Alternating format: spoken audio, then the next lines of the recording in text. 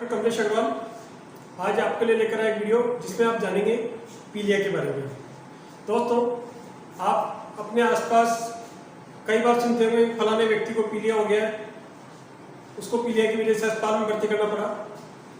तो क्या होता है ये पीलिया, क्यों होता है, किस कारण से होता है? आज ये पीलिया या जॉइंटिस, इसके बारे में आज हम समझते हैं। इसको अपन को 10 पॉइंट में हम डिस्कस करेंगे। पहले तो पीलिया क्या होता है, ये किन किन को हो सकता है, किस कारण से होता है और इसके कितनी तरह का होता है, क्या क्या इसमें सिम्टम होते हैं, यानी कि क्या परेशानियां हो सकती है, क्या क्या जांचें करवा सकते हैं, क्या ट्रीटमेंट है इसका, खाने पीने में क्या सावधानी रखनी चाहिए और यदि इसका सही ढंग से इलाज नहीं करवाएं तो क्या परेशानी हो सकती है। इन सब चीज़ों को डिस्कस करते हैं। दोस्तों, सबसे पहले पॉइंट नंबर 1, पीलिया क्या होता है। शरीर का पीला पड़ना, इसको आम भाषा में पीलिया बोलते हैं, इसको अंग्रेजी में जॉइंटिस कहते हैं। इसमें शरीर किसी पदार्थ के कारण पीला हो जाता है। किन किन को ये प्रॉब्लम हो सकती है? ये किसी भी व्यक्ति को हो सकता है। जनरली जो न्यूबॉर्न बेबी होते हैं, बच्चे होते हैं, उनमें कई बार ये प्रॉब्लम बहुत ज़्यादा होती है। उनको कई बार अपन को फोटोथेरेपी यानी कि नीली रंग की लाइट के अंदर रोशनी में रखना पड़ता है।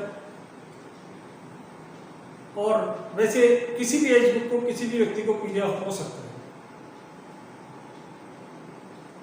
तीसरा पॉइंट है, इसकी क्या मैकेनिज्म एक्शन है, किस तरह से क्यों होता है पीलिया शरीर के अंदर। इसको समझने के लिए अपन को ये समझना जरूरी है कि ये पीलिया जो होता है इसमें किस वजह से होता है और ये पदार्थ कहाँ पर बनता है, क्या नॉर्मली अपने शरीर में बनता है और ये कब बढ़ जाता है। दोस्तों, पीलिया बिलिरुबिन की मात्रा बढ़ने की वजह से होती है। बिलिरुबिन अपने शरीर में एक नॉर्मल पदार्थ है जो कि बनता रहता है। इसकी नॉर्मल मात्रा 0.8 to 1.2 होती है, लेकिन यदि इसकी मात्रा ज़्यादा हो जाए तो इसी कंडीशन को हम पीलिया बोलते हैं। बिलिरुबिन हमारे शरीर के आरबीसी के ब्रेकडाउन से बनता है। दोस्तों, जैसा कि आप सब जानते हैं, आरबीसी की लाइफ स्पान 120 दिन होती है और 120 दिन बाद ये जनरली स्पिन, जो तिल्ली एक हमारे शरीर का एक अंग है, उसके अंदर ये आरबीसी ट्रैप हो जाती है, फंस जाती है और वहाँ पर से उसके अंदर कुछ अवशेष निकाले जाते हैं जिसमें कि हीमोग्लोबिन रहता है। हीमोग्लोबिन से बिलिरुबिन बनता है। यह बिलिरुबिन जो होता है ये पानी में सोल्यूबल नहीं होता, यानी पानी में घुलनशील नहीं होता है। इस कारण से इसको शरीर से बाहर नहीं निकाला जा सकता।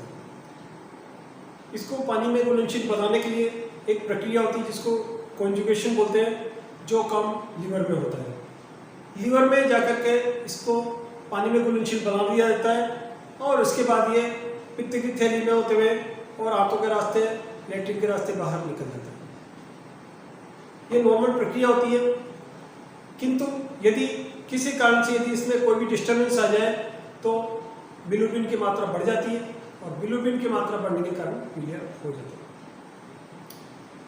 तो अब चौथे पॉइंट में अपन ये डिस्कस करते हैं कि ऐसे कौन कौन से कारण है, किस वजह से ये पीलिया होता है या बिलिरुबिन बढ़ जाता है। इसके मुख्यतः 2 कारण है। या तो किसी कारण से बिलिरुबिन का बनना ज़्यादा बन जाए, या उसका कॉन्जुगेशन नहीं हो जो कि लीवर में होता है, या फिर है जो इसका जो बाहर निकलना एक्सक्रीशन है वो कहीं से डिस्टर्ब हो जाए। तो दोस्तों, जैसा मैंने पहले कारण बताया, उसके जो मुख्य कारण है वो यदि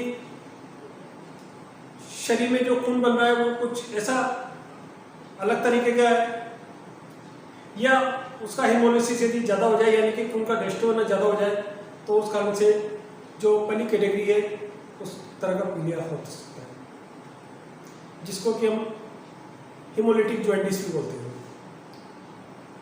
दूसरी कैटेगरी है जिसमें कि लीवर में जो बिलिरुबिन को अघुलनशील से घुलनशील बनाया जाता है, उसको प्रक्रिया को कॉन्जुगेशन बोलते हैं। यदि लीवर में ये प्रक्रिया नहीं होगी तो भी शरीर से बिलिरुबिन बाहर नहीं निकलेगा और इस कारण से बिलिरुबिन की मात्रा बढ़ जाएगी और पीलिया हो जाएगा। इस तरह के जो जॉइंटिस है पीलिया को, इसको हेपेटिक जॉइंटिस बोलते हैं। एक और तीसरी कैटेगरी है जिसमें कि यदि किसी कारण से बिलिरुबिन बाहर नहीं निकले, कोई रास्ते में रुकावट आ जाए, पित्त की थैली में जैसे पथरी आ जाए, पित्त की नस में कोई रुकावट आ जाए, तो उसके कारण भी पीलिया हो सकता है, उसको ऑब्स्ट्रक्टिव जॉइंटिस बोलते हैं। अब हम पांचवें पॉइंट पे आते हैं कि इसके क्या क्लिनिकल फीचर है, यानी कि क्या सिम्टम है, कैसे पता लगता है, ऐसे मरीज को क्या परेशानी होगी।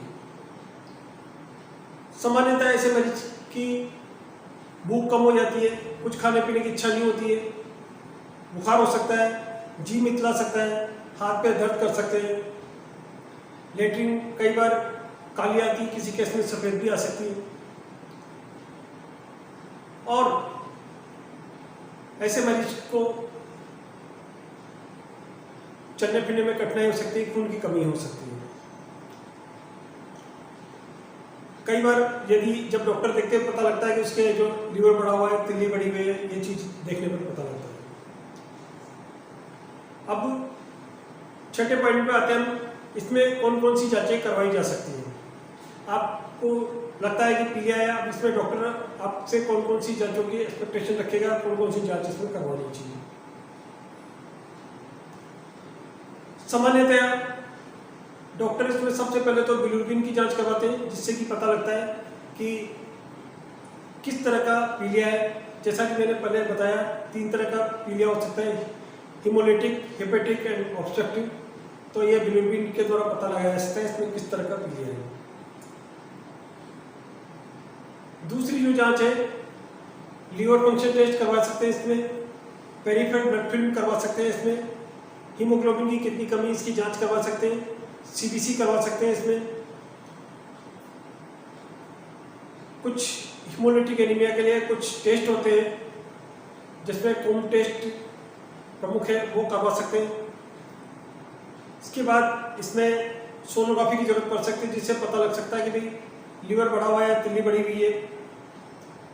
और कई बार इसमें है जो अन्य टेस्ट जैसे कि एक्सरे टेस्ट, ईसीजी या ईआरसीपी, एंडोस्कोपी इत्यादि जांचें करवाई जा सकती हैं।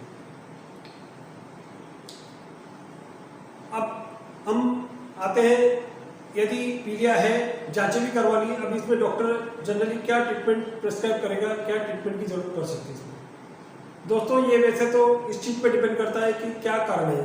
सपोज जैसे कि हिमोलिटिक एनीमिया यानी कि खून की कमी के कारण पीलिया है, तो जनरली ऐसे में इस तरह की दवाई दी जाती है ताकि इससे खून का जल्दी डेस्ट्रॉय होना बंद हो। यदि हेपेटिक जॉइंटिस है जिसमें कि लीवर से संबंधित कारण रहते हैं, उसमें लीवर को ठीक करने पर ध्यान दिया जाता है, किस तरह से लीवर ठीक हो। तीसरी कैटेगरी ऑब्स्ट्रक्टिव जॉइंटिस, उसमें किस कारण से रुकावट आ रही है, उस कारण को दूर किया जाता है। इसमें ज़्यादातर टाइम पे ऑपरेशन की जरूरत पड़ सकती है और ऐसे कंडीशन में ऑपरेशन किया जाता है। अब हम आते हैं 8वें पॉइंट पे कि यदि जो अगर ऐसे मरीज का हम सही ढंग से इलाज नहीं करवाएं तो क्या हो सकता है। यदि पीलिया की मात्रा कई बार बच्चों में, यदि जो अगर अर्ली स्टेज में सही ढंग से इलाज नहीं हो तो दिमाग में जाकर पीलिया जम जाता है, इसको कंडक्टिविटिस बोलते हैं और ये बहुत खराब बीमारी है, इसमें दिमाग डैमेज होता है। बड़ों में यदि यही प्रॉब्लम लीवर यदि के कारण है तो पेशेंट हेपेटिक एन्केफेलोपैथी में चला जा सकता है और कोमा में जा सकता है। कई बार ऐसे मरीज में यदि खून की कमी बहुत ज़्यादा हो जाती है तो उसमें हार्ट फेलियर की चांसेस बढ़ जाते हैं। अब हम आगे बढ़ते हैं इसमें कि इसमें खाने पीने में क्या सावधानी बरतनी चाहिए। दोस्तों, पीलिया के ज़्यादातर मरीजों में हम चिकनाई वाली चीज़ें अवॉइड करने की सलाह देते हैं। चिकनाई वाली चीज़ें नहीं खानी चाहिए, तेल घी वाली चीज़ें कम से कम खानी चाहिए और कार्बोहाइड्रेट ज़्यादा से ज़्यादा लेना चाहिए।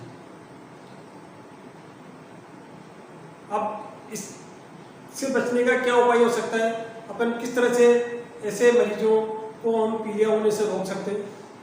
तो मुख्य जो कारण नज़र आते हैं, एक तो हेपेटाइटिस बी वैक्सीन लगाना चाहिए, क्योंकि हेपेटाइटिस बी वैक्सीन के कारण जो है लीवर को हम बचा सकते हैं, और जैसा कि मैंने बताया लीवर एक मुख्य कारण है जिसके कारण की पीलिया होता है। दूसरा, यदि खून की कमी है, इस तरह खून से संबंधित प्रॉब्लम है, तो उसका तुरंत जल्द से जल्द इलाज करवाएं, दिखवाएं उसको। तो यदि ऐसा है तो उससे संबंधित होने वाली पीलिया से बचा जा सकता है। तो दोस्तों, आशा है आपको ये वीडियो पसंद आया होगा। बहुत बहुत धन्यवाद।